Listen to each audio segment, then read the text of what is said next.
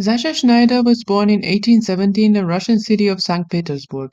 His father, Karl Friedrich Rudolf Schneider, had German origins, and his mother, Pauline Friederike Katinka Schneider, had Danish origins, but were Russians for several generations. While in his childhood, Sascha Schneider suffered a back injury that wasn't properly treated and plagued him for his entire life. His father fell ill with tuberculosis, and the whole family moved to Switzerland to benefit from a warmer climate along with his treatment. He eventually passed away when the young Schneider was only 14 years old, and he moved to Germany to study art at the academy in Dresden. There he was formally trained and was noticed for his great talent at drawing.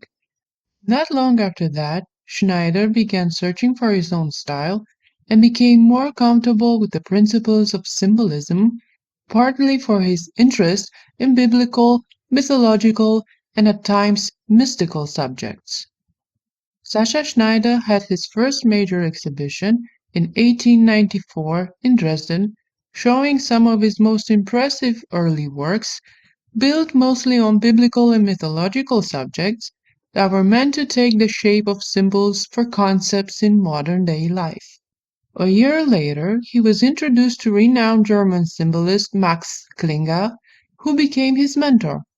Klinger gave Schneider the confidence to not abandon symbolism, but to stay the course and further develop his manner inside a critical environment not only in Germany, but the whole of Western Europe that was still strongly holding on to Impressionism as an ideal style of painting.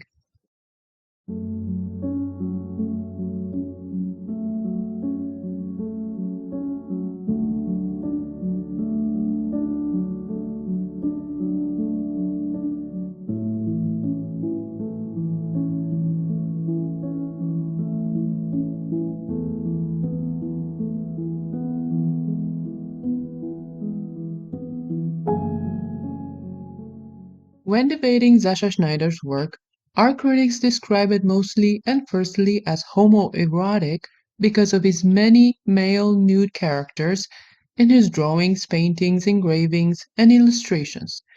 His interest in the perfect male form, almost classical in study, was obvious and was to result in him even building a gymnasium later in life where young men would do bodybuilding and at the same time model for artists. He was openly gay, and that is possibly why he favored male nudes to female nudes, which were extremely rare to non-existent in his art. He was openly gay in a time when it was against the law to be so. Moreover, at the end of 19th century Germany, homosexuality was punishable by law with prison. So he was an outcast in more than one way and a risk-taker, literally. But what has intrigued me more about his art, and the reason why I chose him for this episode, is the presence of mysticism throughout his works. He brought together concepts from Christianity and ancient mythology in order to construct a symbol for whatever was happening in society throughout his lifetime. His images were always meant to be relevant to contemporary times and were inspired by events in his own lifetime.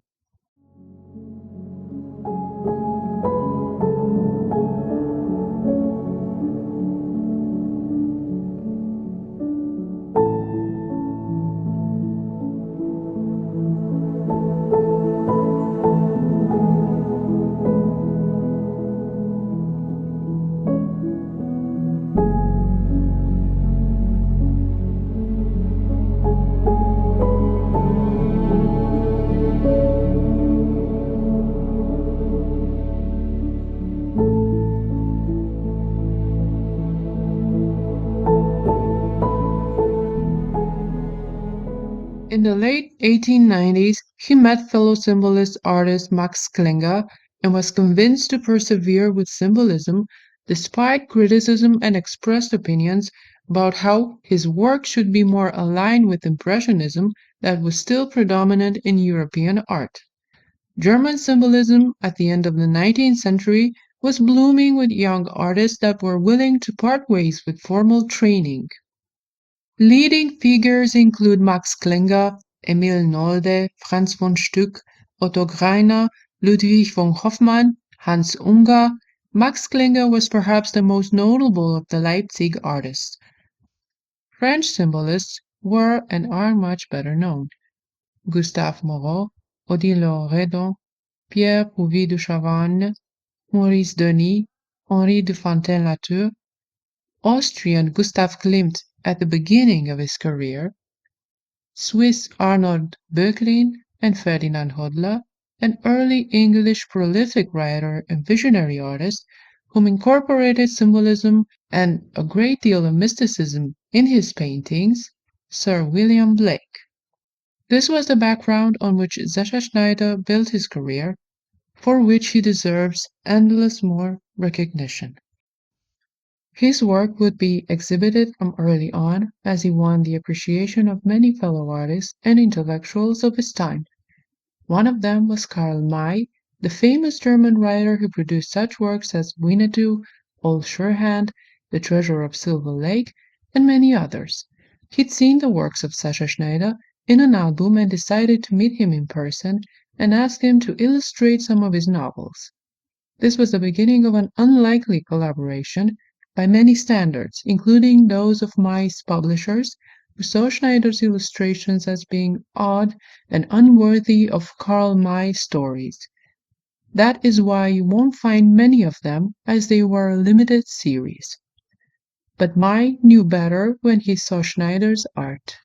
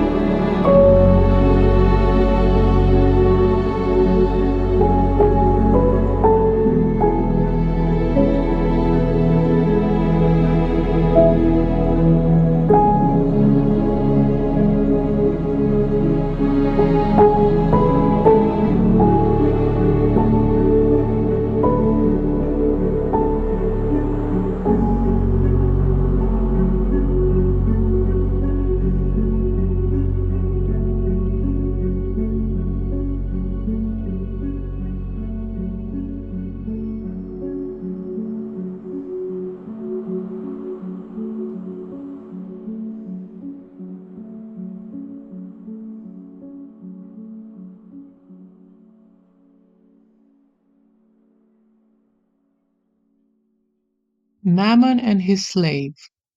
In this image, we see the figure of the demon Mammon standing up, holding a chain that is tied to his human slave, laying in front of him. Mammon is first mentioned in the Christian Bible by Jesus Christ, that said, "You cannot have two masters, you cannot serve God and Mammon at the same time." The word Mammon was associated with money, and although Mammon is not described in Christian culture, it's pretty clear that if it had been, it would not have the head of an Egyptian god. Schneider chose to represent a demon mentioned in Christian religion as the Egyptian god Horus, usually depicted with the head of a falcon. At his feet, tied in chains, lay a man that was clearly ruled by his desire to accumulate wealth, so much so that it enslaved him completely. Mammon even taunts him by dangling a few coins in front of him to tease him and get him into more trouble. It is typical for Schneider to mix symbols and concepts from Christianity with those of ancient mythology in order to breathe new life to a subject that has been depicted for centuries in relatively the same manner. Symbolism at the time was the perfect vehicle to achieve that. His travels to see monuments of Assyrian, Babylonian, Egyptian ancient cultures helped his art incorporate more of these unique, fantastical characters that we see abundantly throughout his work. Judas Iscariot shows a portrait of a man riddled with guilt as he walks away from his treacherous deed, head down, avoiding eye contact with others and wearing thorn branches that represent his consciousness eating away at him. He walks on the silver coins scattered on the ground that he got as payment for his treason of Jesus Christ. Now the coins are red hot and burn his feet. He passes by an angel that signifies the judgment that will come soon for what he has done. However, in front of him appears the vision of a cross symbolizing Jesus Christ, and the message here is that Judas was eventually forgiven for his act and redeemed by Christ. Art historians that have studied Schneider's art claim that this could actually be a self-portrait of the artist as the personification of guilt, regret, and sometimes weakness that comes with the human condition. Hypnosis.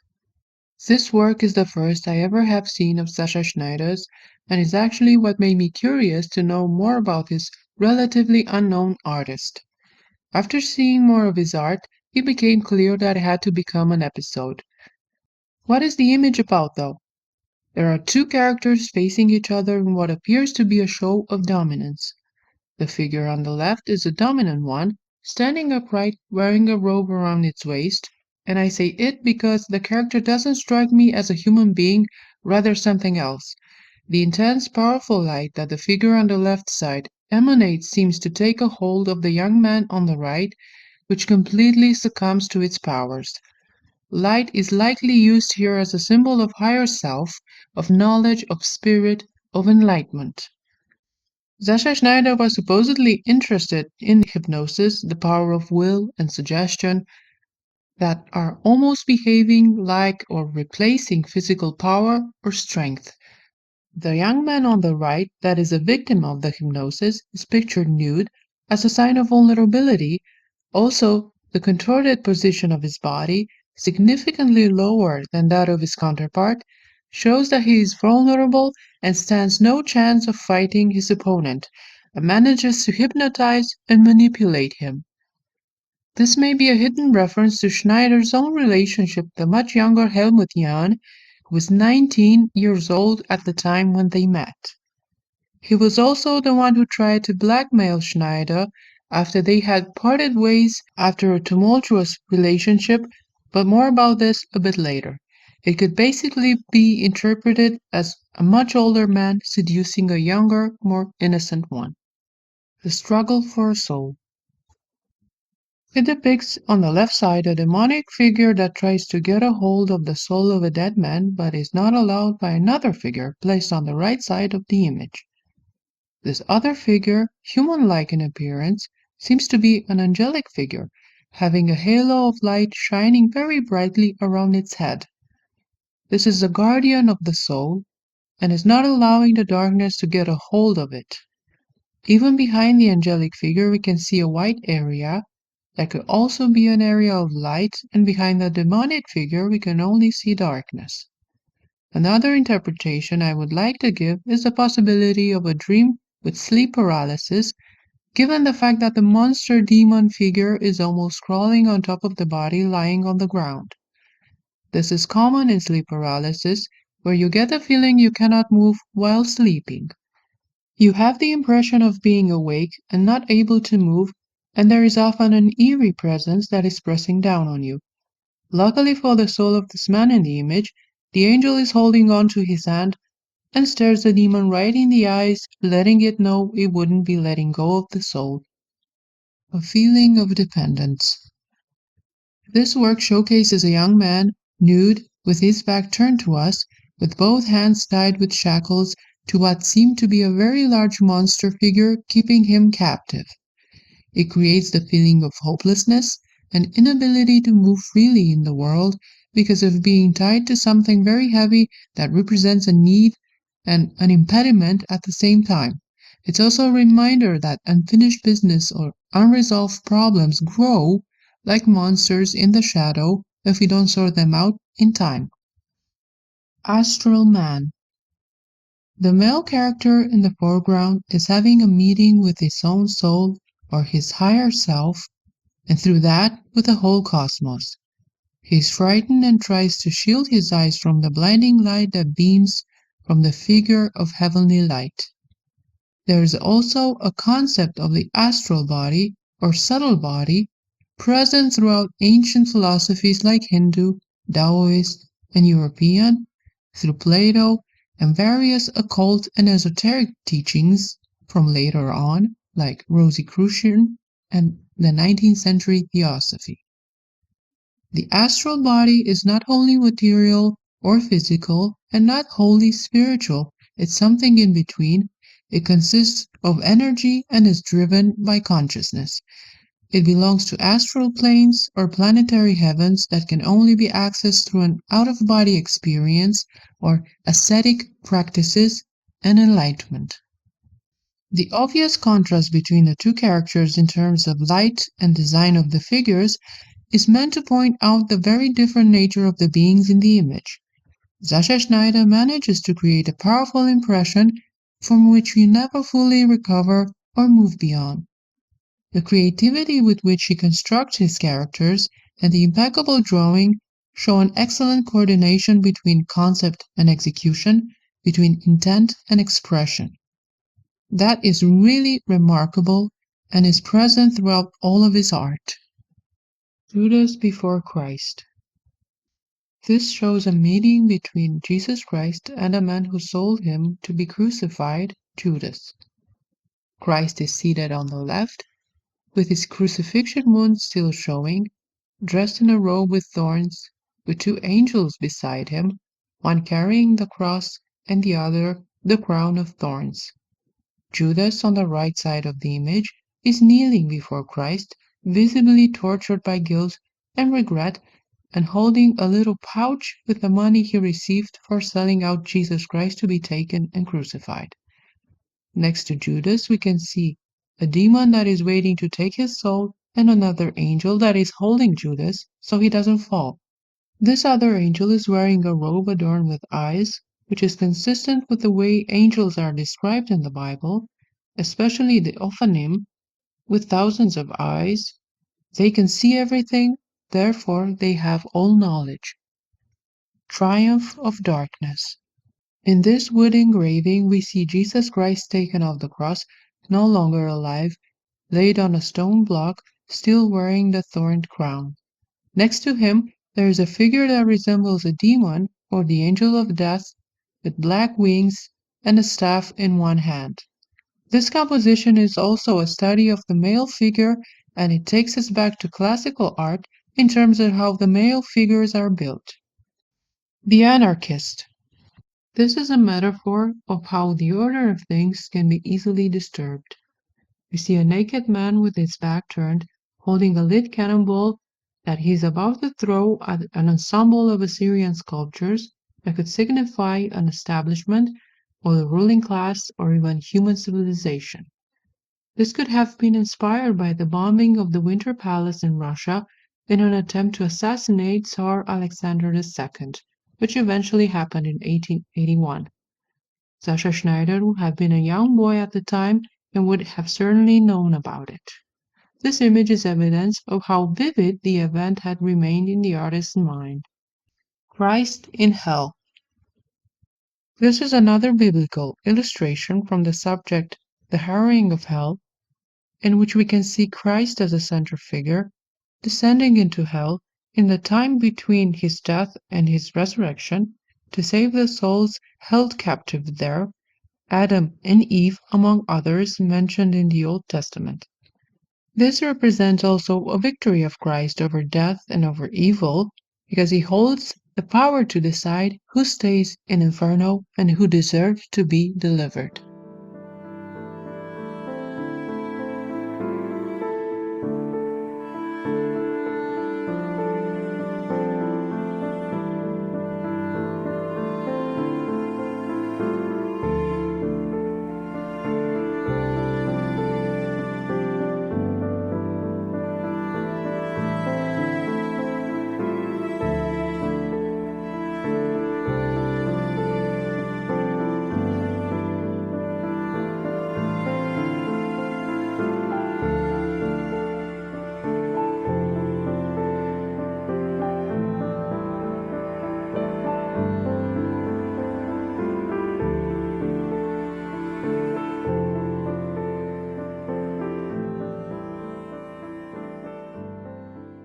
In the meantime, Schneider's career started to grow even more, with commissions for public work, murals and sculptures, and a position of professor of nude and life drawings at the Weimar School of Fine Arts in 1904. Working in Weimar, he found it was difficult to fit in, as the city favored Impressionism and Expressionism over symbolism. Not only that, but having a position as a professor took up much of his time, and he couldn't keep up with his own work and a collaboration with Karl May that was still going on at the time. He also had a difficult time personally, as he was openly gay, as was extremely rare in that era and even punishable by law. His partner at the time, painter Helmut Jahn, that he was sharing a flat with, threatened to expose him and have him arrested when they separated after a tumultuous relationship. In these difficult conditions, Sascha Schneider found that it was probably a better idea to leave Germany altogether and live in Italy, for a while at least. In Italy, homosexuality wasn't against the law, and Schneider felt much more at peace there.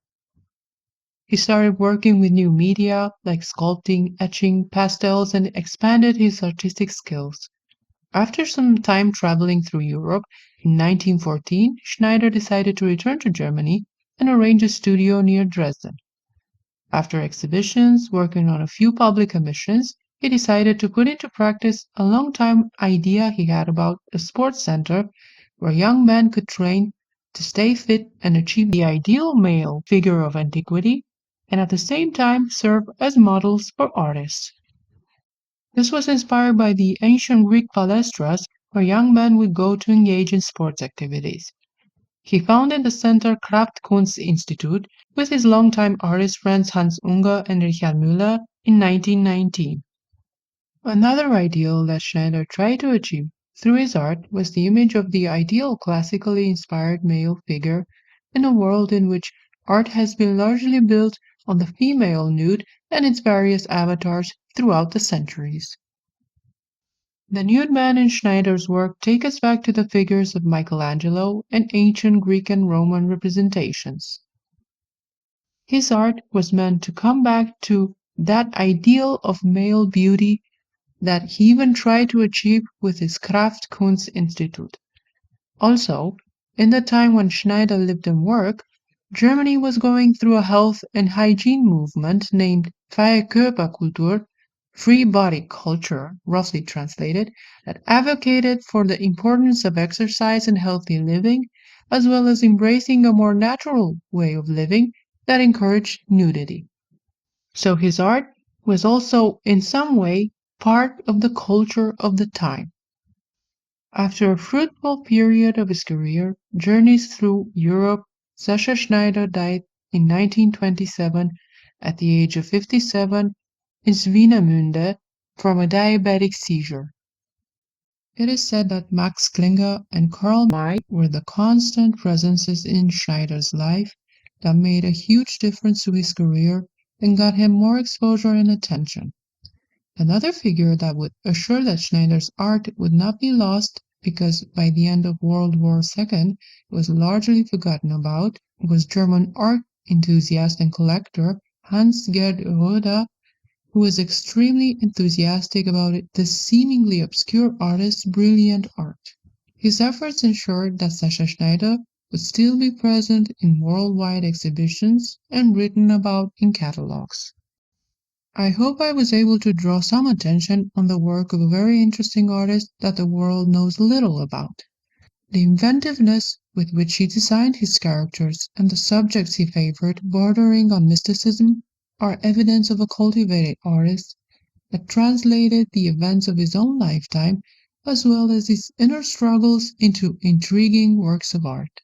Sascha Schneider showed a very powerful creative force by living his life according to his own standards and reflecting that in his work, where he did not make compromises to be more successful or to fit in a certain category.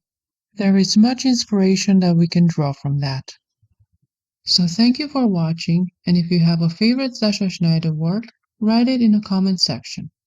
If you found something interesting in today's video, give it a like and subscribe to the channel to join me next time as we unravel another layer in art.